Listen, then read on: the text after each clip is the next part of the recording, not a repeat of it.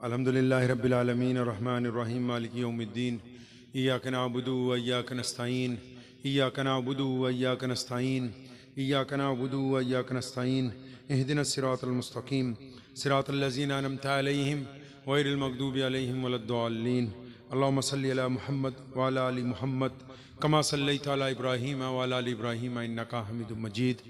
یا اللہ تمام تعریفیں تیری ذات کے لیے ہیں، تیری عبادت کرتے ہیں، تیرے سے مدد چاہتے ہیں۔ یا اللہ آج یہاں پہنچے ہیں اس گاؤں میں، یہاں بڑا گلشن آباد ہوا ہے۔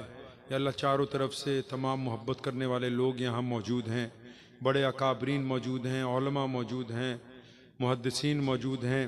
یا اللہ پیارے نبی علیہ السلام کے صدقے اس پورے علاقے پہ اپنی رحمت کو نازل فرما، مسلمان ہوں یا غیر مسلم ہوں۔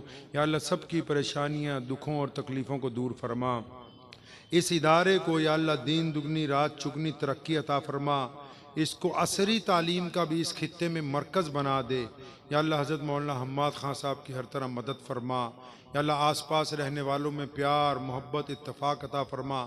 اللہ جی اس مجمع میں جتنے لوگ بیٹھے ہیں ان میں سے ارسلان صاحب اور اشرف علی صاحب اور کوثر چچا نے ان سب نے دعا کے لیے کہا ہے، لیکن یا اللہ اس وقت مجمع میں جتنے لوگ بیٹھے ہیں سب کے دکھ درد آپ کو پتہ ہے، سب کی پریشانیاں آپ کو پتہ ہے، سب کی خواہشات آپ کے علم میں ہیں، اور سب کیا چاہتے ہیں یہ آپ جانتے ہیں۔ اپنے پیارے محبوب محمد صلی اللہ علیہ وسلم کے صدقے اس مجمع میں تمام جتنے شرکاء ہیں جہاں تک آواز جا رہی سب کی جائز تمناؤں کو پورا فرما دے، جائز تمناؤں کو پورا فرما دے، جائز تمناؤں کو پورا فرما دے۔ یا اللہ ان تمام حضرات کی جو اس ادارے کو چلا رہے ہیں، حسد سے، بد نظری سے، شر انگیزی سے، ہر سازش سے ان کی حفاظت فرما۔ ان دعاؤں کو پیارے پیغمبر جناب محمد صلی اللہ علیہ وسلم کے صدقے قبول فرما لیجئے۔